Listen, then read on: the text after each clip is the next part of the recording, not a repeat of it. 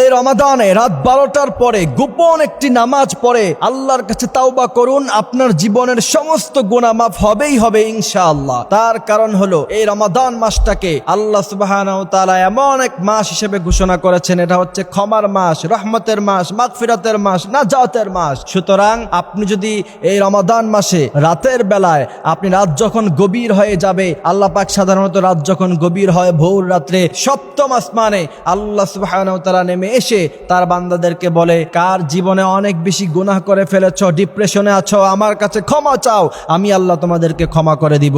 আর যেহেতু রমাদান মাস, এটা স্পেশালি ক্ষমা পাওয়ার মাস, ওই সময় যদি আপনি রাতের বেলায় এই নামাজটি পড়ে আল্লাহর কাছে ক্ষমা চাইতে পারেন, ইনশাআল্লাহ আপনি ইয়াকিন রাখেন আল্লাহ সুবহানাহু ওয়া তাআলা আপনার জীবনের সমস্ত গুনাহ আল্লাহ পাক মাফ করেই দিবে ইনশাআল্লাহ। নবী করিম সাল্লাল্লাহু আলাইহি ওয়াসাল্লামের কাছে সাহাবারা আসলে নবী করিম সাল্লাল্লাহু আলাইহি সাল্লাম বলেছেন, তুমি 1 বছর 2 বছর 3 বছর নয়, তুমি যদি 80 বছর গুনাহ করার পরেও সঠিকভাবে আল্লাহর কাছে তাওবা করতে পারো, বিশ্বনবী বলেছেন ফালা উবালি, কোন ধরনের পরোয়া ছাড়া মুহূর্তের মধ্যেই আল্লাহ পাক ক্ষমা করে দিবে, তিনি হচ্ছেন সেই রব। সুতরাং এই রমাদান মাসে যেহেতু আমরা ভোর রাতে ঘুম থেকে উঠি অথবা তারাবির নামাজ পড়তে পড়তে একটু দেরি হয়ে যায়, ঘুমাতে অনেক সময় লেট হয়ে যায়, রাত 12টার পর থেকে সেহরির সময় শেষ হওয়া পর্যন্ত যেই সময়টা তাহাজ্জুদের সময়, এই তাহাজ্জুদের নামাজের সময় আপনি যখন তাহাজ্জুদের নামাজ পড়বেন, দেন আপনি 2 রাকাত আল্লাহর কাছে সালাতুল হাজাত নামাজ পড়বেন, যে আল্লাহ আপনি আমার গুনাহগুলি মাফ করে দেন, এই উদ্দেশ্য করে 2 রাকাত নামাজ আপনি পড়ার পরে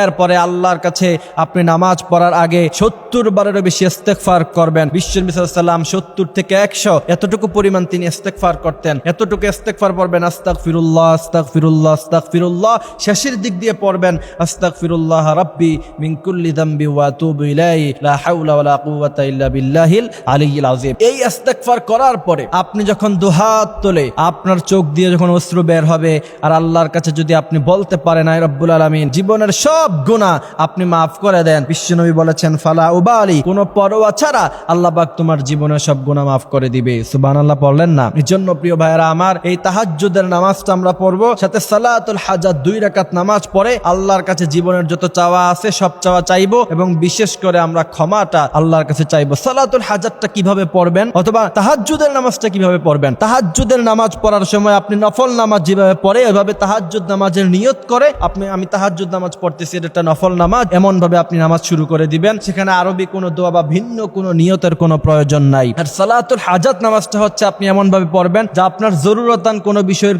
জরুরতকে উদ্দেশ্য করে 2 রাকাত নামাজ পড়ে আল্লাহর কাছে চাইবেন, সেটাকে বলা হয় সালাতুল হাজাত। আপনি শুধু করে এতটুকু নিয়ত করবেন যে আল্লাহ আমার জন্য সেই আশাটা পূরণ হয়, এই জন্য আমি 2 রাকাত নামাজ পড়ছি। আপনি এই সিস্টেমে নামাজগুলি আদায় করবেন, ইনশাআল্লাহ আল্লাহ সুবহানাহু ওয়া তাআলা আপনার জীবনের সব গুনাহ মাফ করে দিবে। আল্লাহ পাক আমাদেরকে এই কথাগুলি বোঝার মানার তৌফিক দান করুক, আমিন।